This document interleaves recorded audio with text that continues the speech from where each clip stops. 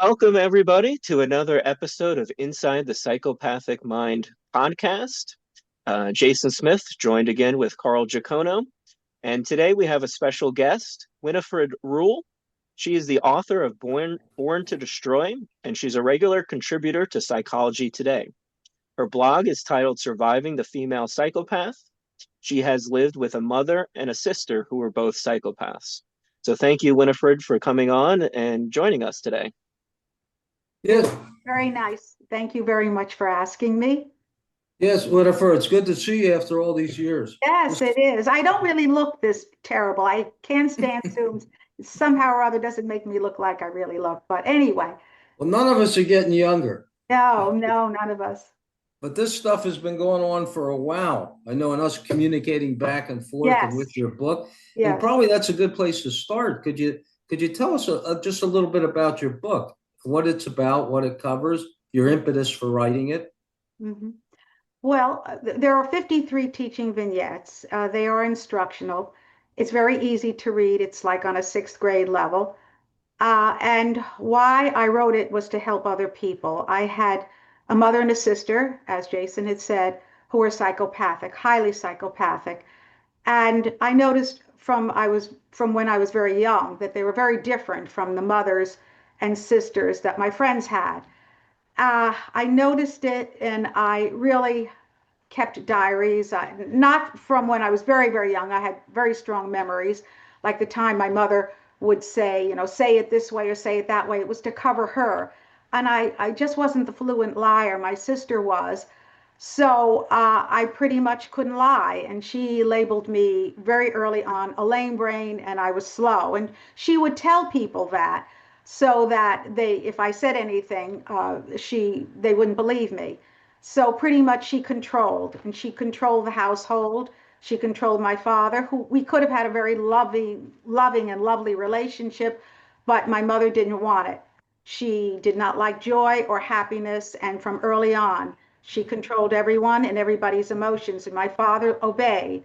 So Born to Destroy has 53 teaching vignettes, and it's broken down into their traits and their real life scenes from my own life, my own experiences, what I've observed. I had diaries that I had written, especially as I got older. And I noticed as I went back to the diaries that there was a pattern of things that were done. I noticed how much time, how often I was saddened and I just couldn't figure it out. And I have to say that I found that my mother and sister were very different. And I would say at age 7, I noticed that there was a big difference between my mother and sister and my friends' mothers and sisters. So it started on, and I put up with it. For me, dealing with someone who was oppressive, she was oppressive, was just a normal for me. I just went on with life. I dealt with what I had to do. I wrote the book to help others, and I do help others. I have a website, www.winniesbooks.com. It is, and on there, my website, I have a contact form, and people write to me all the time. They write from the United States, they write from all over the world. I always get back because I know they want to hear, they want to be heard. They don't want to be alone. Sometimes they're Winif- thinking, Winifred, one of the things I really liked about the book is the way you laid it out. In other words, you give vignettes and stories from your life, and yes, then you tie it into psychopathic traits. yes. So my question is, how did you discover the concept of psychopathy, and how did you begin to match that to your experience? Well, I'll be honest with you, it took many years. I knew there was something different, but I didn't know what to call it. I did see a very good therapist, and we talked about it, and I started to read every book that I could. Uh, and I was writing from diaries from when I was younger, and I noticed that there was a pattern and it matched those traits. So I kept writing and writing until I finished the book. I have to tell you, they were really abusive and oppressive. Uh, and part of the book, I was going through such distress from them. I was distraught that sometimes my fingers were on the keys, literally shaking. But I know I was capturing the moment. I was capturing what they were doing. And that's what I wanted to do. It was a real life situation. It was actually happening, and my fingers were on the keys shaking to try to get the story out and to be as accurate as possible, and then matching the traits and getting the statements from psychopathy experts to match the vignette. It was a different form, but I feel it was helpful. It was short, and so many people liked it, and they would call me and they'd say, or text me actually, or contact me, and they'd say, "I read the book in a day," and I hear from people all over. So I'm there as a resource for people who need. Psychopathy is far more prevalent, I believe, than what we Well, thought. Winifred, when you experience these things, what were some of the dynamics and things that went on? Because our audience would have other people trying to sort these things out. So Yeah. what were some of the specific tactics or things that your sister and your mother did? Well, they did everything. Well, what's interesting about the book is that, and somebody actually writes to me quite a bit. She says, every single vignette, there is chaos of a different kind. And you see that. And this is true because there is no peace with the psychopath. And if they find you happy or joyful, they're going to wreck that. Um, uh, I think of what Dr. Malloy said, that psychopathy is the result of their evil is to destroy the goodness in others. And I felt that I was being destroyed. I could not be who I was. And then as I got older and I was making a life for myself, they were always trying to trip me up or invading with maligning me. There was in every single vignette, there is something different that they were doing. And I was experiencing all of that to the point where at the end, when they were trying to have me arrested and my whole family, and my son wasn't even there. And they Can went, you give can you give the audience some specific examples of what they would do? well, from early on, my sister was very precocious. She was 12 years old, and uh, she knew how to talk to the boys and get them in her class. We were in grammar school. She's 6 years older than I, and she would get the boys to give her their sister's jewelry, and my mother would come in and she'd applaud it. She liked my sister better. Nobody really got along, but she admired my sister because my sister had crust. My sister could charm the birds out of the trees, and not only could she do that, she always got her way. My sister, I believe, was higher on the psychopathy checklist than my mother, but both of them really were very, very high in traits. And so, Other than manipulating boys, what else would your sister do that was oh, manipulative? well, my sister went from manipulating boys to she's a felon. She became a felon.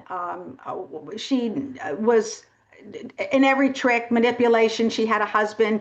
She was sexually promiscuous. She was a liar. She was a fluent liar.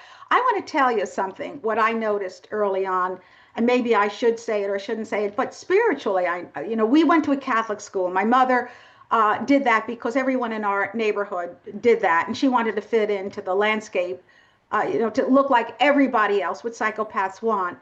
And my sister, in fifth grade, my mother had gotten a call from my sister's fifth grade teacher, and my sister would not stand and pray with her class, which is very interesting. Notice in the bad seed, they talk about Rhoda Penmark. She was a fluent liar, and they see that she's different, but they see that she's precocious in a way. For an innocent child, a child should be innocent, but the psychopath really isn't. They know how to charm, how to lie, how to get things out of people, how to hide it, how to protect themselves, pretty much at a young age. And Well, Winifred, that's real interesting because when you talk about the lack of innocence, in the males, they don't have what would be called a latency period. In other words, I worked with a 6-year-old conduct disordered little boy who was making sexual advances to a nurse. So in normal development during that period of time, you kind of go underneath with all that. But the precociousness and the lack of innocence and the kind of lack of that resting period in developmental latency Mm. So that, yeah, they just continue at an earlier age and begin with these kind of behaviors. Well, you've highlighted something here important. So she did have offenses, and then you're also which is part of factor 2 of the psychopathy Yes. checklist. And then you also talked about some traits that are part of factor 1. Did your mother also, did she have any arrests or Yeah. Well, contacts with you? they worked together in a few things. My sister had a life of her own. She left. I was about my I was about 11, so she was about 16, 17 when she left. She was married and divorced and then was with this guy and that guy. I mean, she actually pulled the plug from her husband when one day he came home and the marriage wasn't that old, and she just moved. She took everything out of the house and just moved and left him with nothing. He was a big 6'2" guy, and he cried from the things she did to him. And she did that to everyone. Everyone whose life she came into, she destroyed in one way or another, leaving people broke, taking money. She milked and bilked everyone and got away with it. Was so charming that she was able to get away with everything. And my mother, as much as they fought like cat and dog, but my mother did admire her. My mother admired people who were bad. My mother did not like good people. I tried to, because I went to the Catholic school, I was very influenced by what the nuns would say and the laws of God. And I wanted to be like that. And I saw that my home was very, very different. And my mother did not like that. Often she would say, I should never have sent you to that Catholic school, because she didn't like the idea that she could not mold me. Her whole idea was that I have to be like what she says. But she also didn't realize that she couldn't make me be the liar that my sister was naturally.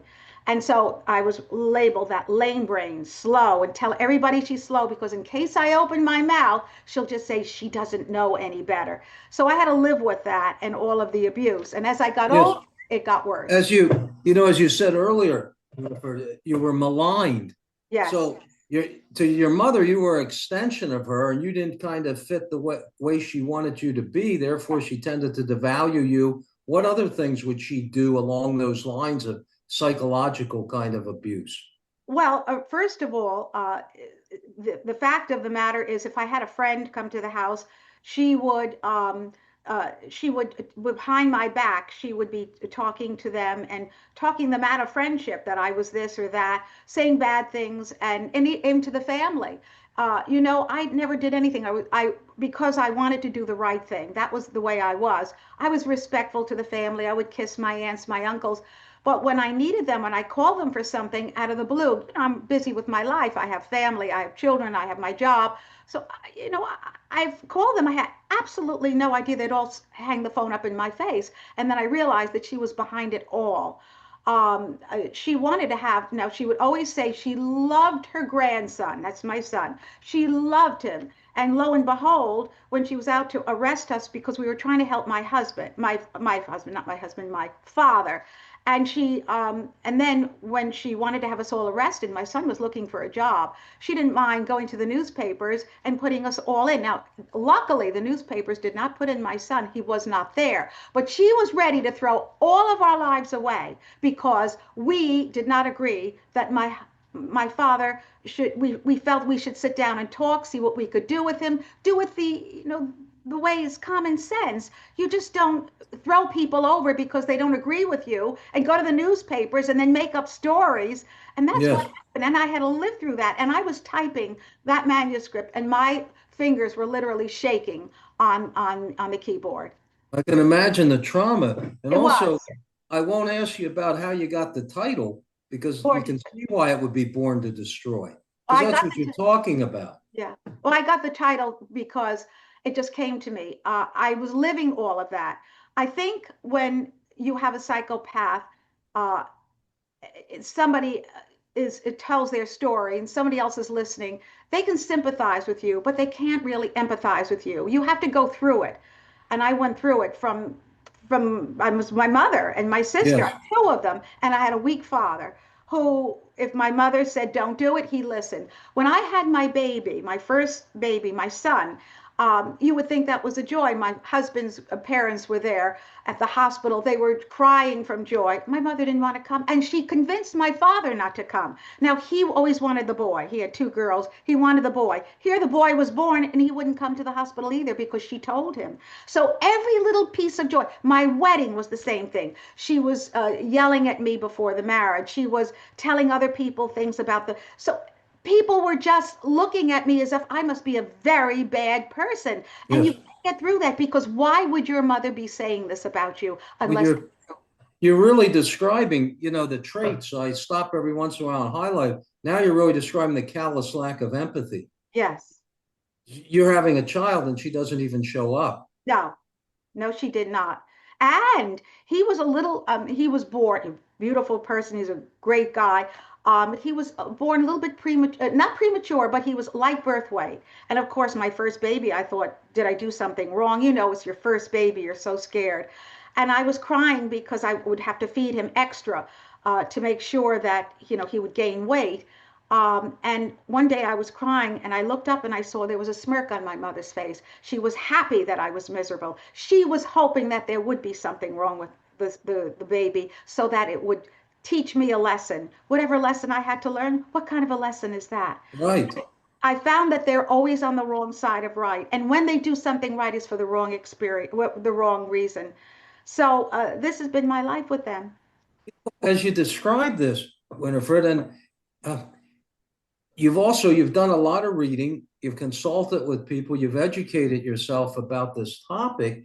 What would you say? Jason and I recently did a podcast on female psychopathy. What would you say are some of the differences from your experience between men and women who are psychopathic? Well, first of all, I love your book and Jason's book. You did a wonderful job, and you can tell by my blogs that I use your book quite a bit. Well, And thank you. it's done Yes, very thank well. you. You and Jason, you did a wonderful, wonderful job. But Carl, my specialty is the female psychopath, and I know there are differences, but I like to stick to the female because I Okay. know them like the back of my hand. I know how cunning and charming, and they are clever. I believe that the female is more clever than the male, and it goes all the way back to research, whether it's myth or whatever. It goes back to the Velociraptor, how the female Velociraptor was supposedly more cunning than the male. And then I was reading something from William March, who wrote The Bad Seed. He was really following the female. He felt that she was more cunning than the male. So every You now and then, seem yeah. they seem to have a lot greater range of styles they can rely on to manipulate and charm. So I'm following you along the way. They can go from coy to hostile to, and they have different reactions to men and different reactions to women, where the males, you kind of see them coming if you look close enough. And, so yes, I understand what you're saying. So that's very interesting. The female. Jason, were you going to say something about Yeah, I think that's right on point. Kind of that like social kind of as you were kind of talking about it, like the mean girl kind of way, getting gossip and things like that. And I think we kind of wrote about it too, where we talked about, again, it has to do maybe with physical strength too versus that. So they have to find other ways to maybe manipulate the male with the strength. I think Ted's talked about that a lot in terms of aggression. But yeah, that social kind of aggression and seems to be much more prevalent, which I think you have to be clever to be able to manipulate as well as some of them can. I don't So think my sister and my mother had the highest IQ, but they were so shrewd. They were everybody that they ever spoke to, they convinced. this is what we find too with the Intelligence. men and the women. The IQ isn't the issue. Mhm. If the three of us sat in a room and practiced 24 hours a day how to pick a lock or some criminal behavior, we could get good at it. But their grandiosity and their glibness, even with average IQ, and because they have a sole focus, their personality is very focused.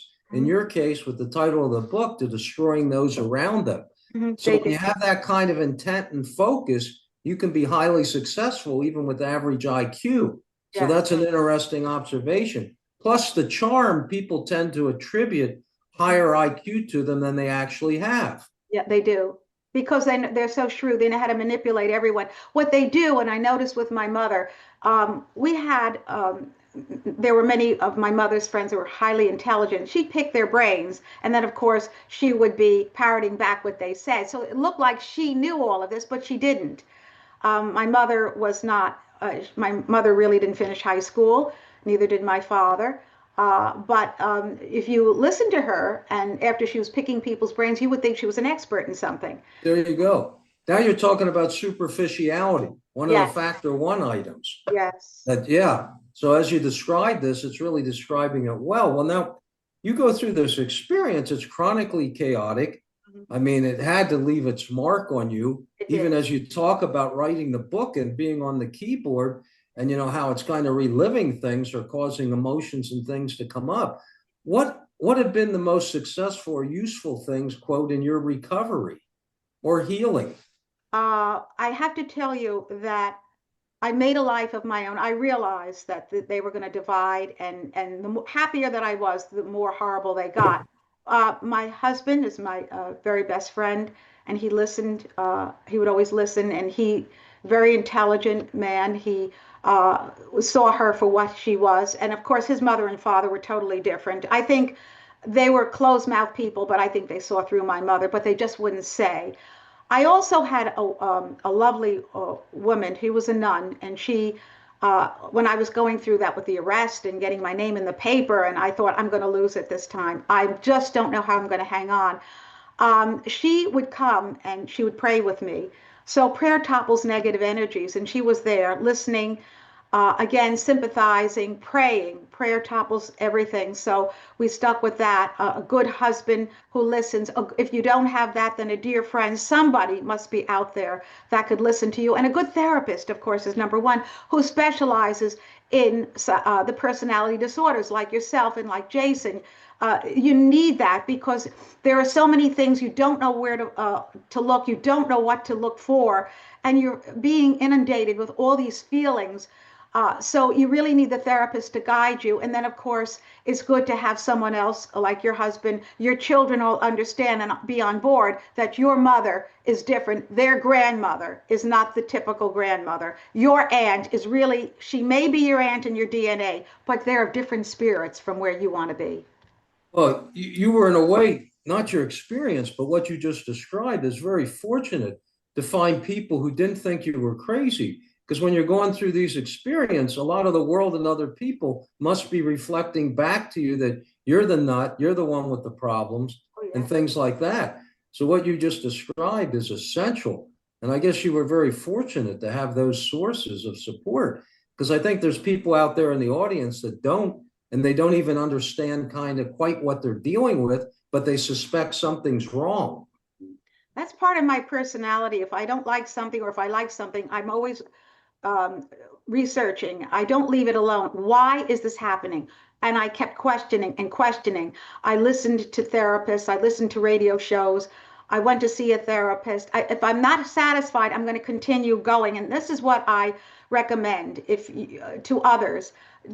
Make sure that if you're not happy, if you feel that you're being abused, go to see a therapist. Speak to people about it. Don't be closed mouth even though your mother, and try to work with people that your mother, that's not within your mother's reach, because she will turn everything around. The minute she gets involved, they're going to listen to her and not listen to you.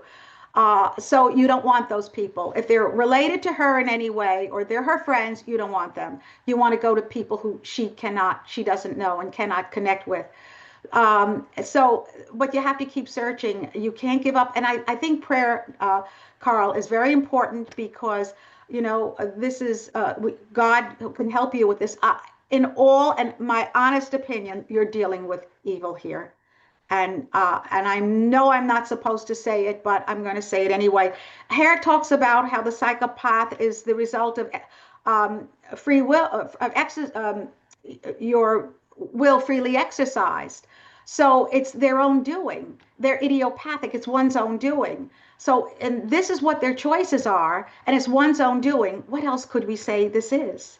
Well, Winifred, I wouldn't be at all reticent to say what you just said. You remember, Jason, did you know that book by Scott Peck, Yes, M. Scott Peck. See, Yes, I see, read it. what he defines as evil is kind of a lot in that book, as narcissistic parents that sacrifice their children. So if you think about the lack of attachment and psychopathy and things like that, I mean, other than if you're going to get into demonology, what do you define as evil except someone has so little attachment to other human beings that they're willing to do these kind of things to them with no regard for their emotional or physical well-being. So yeah, I wouldn't be reticent about that, even though Jason and I, that isn't the title of the podcast. I don't think you're off base because I refer people to Scott Peck for that, because that's what he calls it. Yes. He calls it evil. Of the lie, road less traveled. Yes. See? I'm aware of it. But now, Carl, if you look at in Hare's book, they talk about McCord and McCord, and they say that the psychopath has no love and no capacity to love. Now, this defies human nature. What person has no capacity to love? Well, it's the psychopath, and that's what research has shown. And that's what I saw. And I think when I was going through what I was going through, and I realized that I could never have been loved, and then I saw, and I would go through my diaries to see that this wasn't right, and then I woke up one day, you're not loved. Do you realize this? And as it sunk into my brain, I have to say it's very chilling. It was very difficult for me to get over that. But you know what? That was an important insight, because a lot of people keep going through these situations thinking they're to blame. Yes. And they never get to the point realizing that, hey, my feeling that something isn't right here is accurate. Yeah, right. Well, that's what I felt too, because I stylized myself. First of all, I loved my mother. I mean, I was always buying her little things. She always was the victim. Nobody did this for her, so I'd come home with flowers. No matter what I did, I bought her earrings, I bought her a radio. I kept buying her things. And from when I was a child, I used to sell things, whether I sold pot holders or I sold lemonade. I sold something. I sold Avon. I sold everything to have money to buy her gifts. But it didn't do anything for her. And I remember when I was getting sick and my hands were starting to shake on the keyboard, and I went to see my general practitioner, and I said to him, Elliot, what do I do? Shall I call her? No, he said, you did enough for her. Stay away from her. And that's the advice that I have to give. When you have this sort of a situation, you're going to have to avoid them. Yes. Well, some people you have to cut loose. Yes. You can't keep going back to the empty well that's never going to produce anything. Right. Well, now you've mentioned. Yeah. And can you kind of talk about, because obviously when we talk about your mother and your sister, avoiding, it's easier to avoid if it's a coworker or a friend or something like that, to set the boundary and never interact with them. How difficult was that, trying to do that?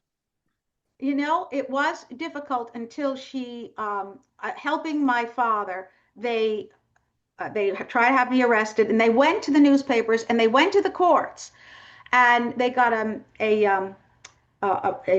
order against me, a protective order against me. And you know what? It was the best thing that ever happened to me. The best thing, because I was then starting to adjust to the fact, and they did it, and I knew it wasn't my fault. They got the protective order. They went to the court. I was pleading with them, let's talk this over before you throw dad into a mental institution that he doesn't need. He wants to be back in the house. I found nurses for him. They didn't want any of it. They wanted his money, and they wanted him dead.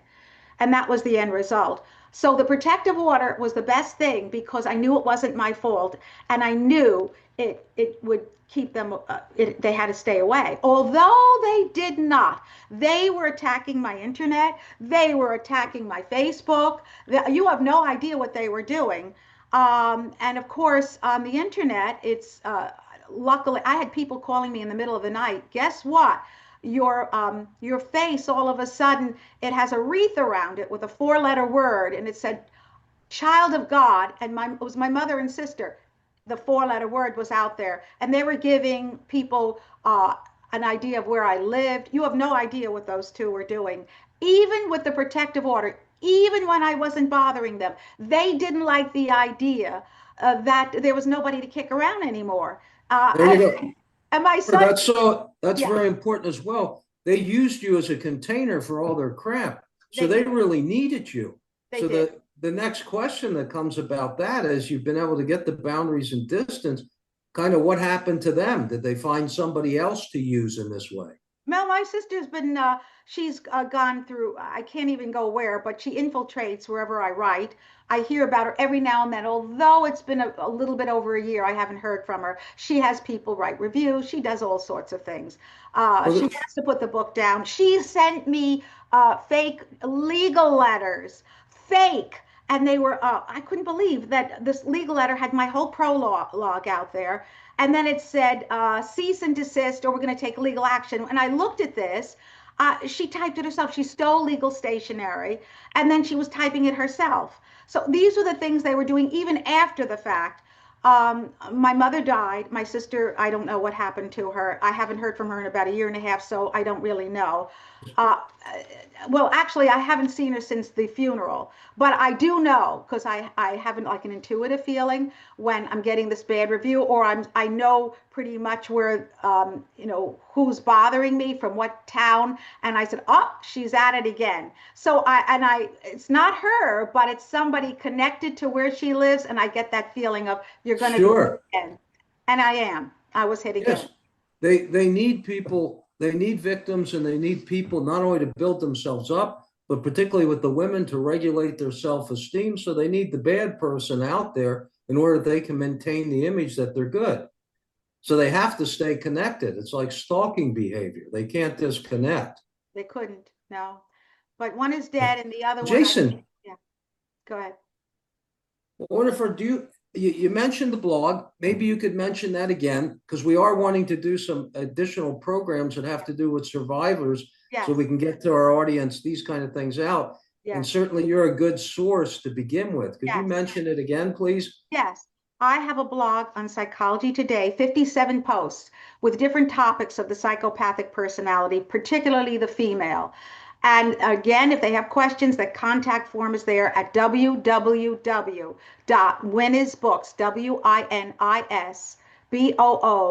WINISBOOKS.com. And read the blogs. You can contact me just to lean on, because I realized I didn't have anyone to lean on. So it's my mission to give back because I got through it. And if I can Yes. get through it, so can you. And we're very thankful that you did, Winifred, because many people do not. Yeah. Jason, did you have any other? Oh, I think it's a great resource because, again, a lot of the times when people think about psychopathy and surviving psychopathy, it's always about the males. So, being it for you to express in the book and through the blog different ways of kind of surviving for this really is very beneficial, I think, to a lot of people. Well, Winifred, Yeah, we very much appreciate you coming on and taking your time out of your busy day. that's quite all right. I loved being here. It was so good to see you again, Carl. Jason, it was good to see you face to face. And, Yes, yes. and I thank you so very much for having me. If you need anything else, please do not hesitate to let me know. Well, Yes, thank you.